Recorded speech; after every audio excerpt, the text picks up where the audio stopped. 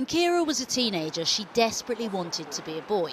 Now 23, she regrets the transition she underwent and says instead she was struggling with a complex identity issue. I was lost and confused, and I thought that was the solution to my problems, and they led me to believe the same thing. It just happened and it snowballed.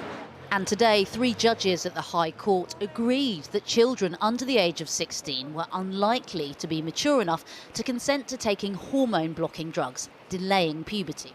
I'm over the moon with the decision because, it's more than we, could have hoped for. And, it means protections are reinstated for children and young people.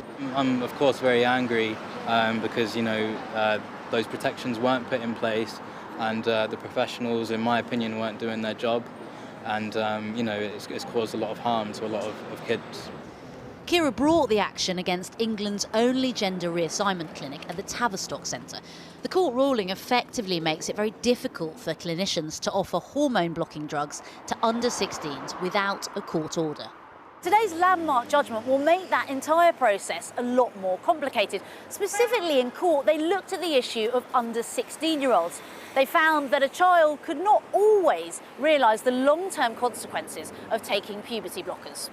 Today, a spokesperson for the Tavistock and Portman NHS Foundation Trust said the Trust is disappointed by today's judgment, and we understand that the outcome is likely to cause anxiety for patients and their families. Our first duty is to our patients, particularly those currently receiving hormone-blocking treatment.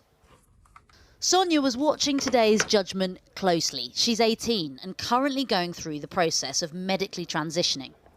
She, like many transgender teenagers, found gender reassignment on the NHS took too long. Altogether, that would be 4 years of waiting on waiting lists just to be seen by a gender specialist. And then in the end, you've decided to go private? It cost quite a bit, but now I'm able to actually progress with my transition instead of being stuck on what seems like a never-ending waiting list. Mermaids, the charity which supports transgender kids in the UK, said today's judgment was devastating. We see day in and day out at Mermaids the positive impacts that hormone blockers can have on young trans people. It allows them to go out to school, go out and see their mates. Those young people now have been told today that you will not have timely access, or indeed any access potentially, to that treatment. We can't exaggerate what that means. The Tavistock Centre say they will now try and appeal today's judgment, but have immediately suspended new referrals for puberty blockers for under-16s.